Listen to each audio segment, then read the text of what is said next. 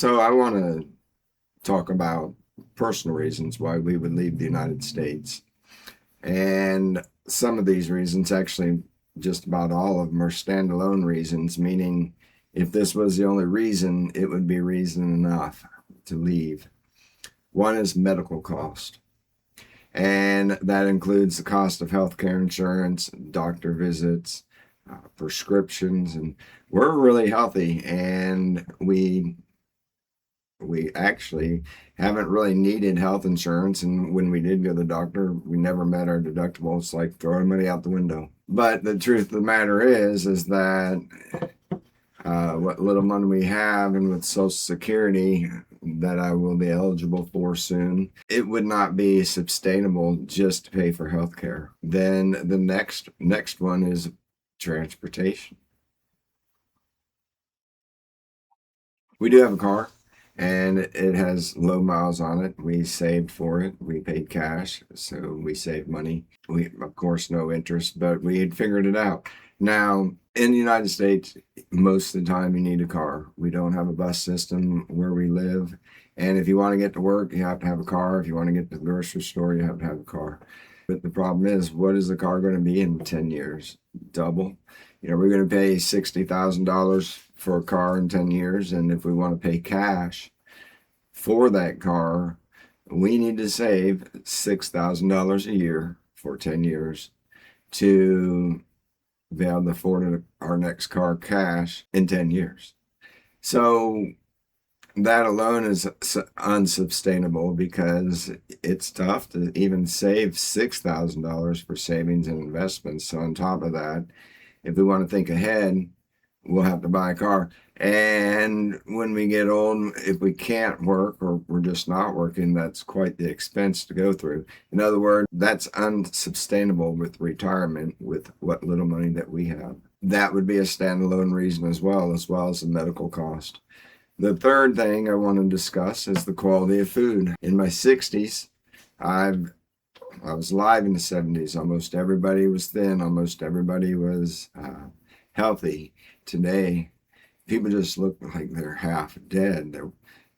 Go to the mall, look around. There are parts of the countries where people look healthier than others. Colorado is one of those places. I pointed out to my wife when we were on vacation that these people all looked thinner. They all looked healthier. You've got GMOs, you've got antibiotics, hormones in the meats. You've got ultra-processed foods, which are bad for you. They coat the vegetables with wax or some type of substance to keep them fresher longer. The quality of food, not to mention the premium price that we pay for it, has really gone downhill. It's almost like you're eating poison, and then it refers you to the first reason to leave. That would be a referral to the medical industry. The fourth thing I would like to talk about is the housing cost. Now, we're lucky. We had bought our house. We paid cash for it. Very modest. And I had to put in, we got it so cheap, I almost put in as much as I paid for it to fix it. But we saved so much money, and it's quite doable. So we live rent-free and mortgage-free, which makes life a little bit easier. In fact, that's how we were able to save for a car. But whether we save for the car or not, we saved for that just in a couple of years, because that was a major expense. We didn't save any money during that time, or very little over the course of 2 years. But if we had to pay for housing, what is it, $800 a month, you're looking at, and some places are more. So you're going to be at $10,000, $11,000, $12,000 for rent. And rent's going to go up. If real estate goes up, rent goes up. One day this house will need repairs, and that, I can do what I can. Probably do it all myself. But if we had housing, if we had a housing expense, rent, or even a mortgage, which would be kind of like a trap if you're trying to get out, unless you have enough equity to sell it and make money, or at least break even. So the rent for us is not a standalone reason, but if we had to pay it, would be a standalone reason, because for the cost of rent alone, I know that we can live an entire year in the Philippines. The fifth reason is I don't think we can ever retire here. I mean, we saved a lot of money, and it was a good thing for us. But even if we doubled what we have, and even tripled what we have, with the cost of medical care, transportation, and even the high price of food or poison that you drink, and that would run us out of the United States, meaning we just can't afford to retire. It doesn't look that good. If I have 20, 25 years left, I'm lucky, 30 or more, I don't want to spend it working. You spend all your time working, and you just can't do much with it, which leads to my next point, is the freedom. I mean, a job, in my opinion, a job should be a stepping stone. So, and I wish I would have had this viewpoint when I was younger. And that stepping stone should be a stepping stone into either self-employment or some investments that are going to pay you, or some type of passive income. Because if it's not, you're just going to work while the value of a dollar is eroded, and it's a hamster wheel. Save, have that money devalued. If you don't invest, it just, becomes worth just a fraction of it was, years before. And another reason is, and this all ties together too, is inflation.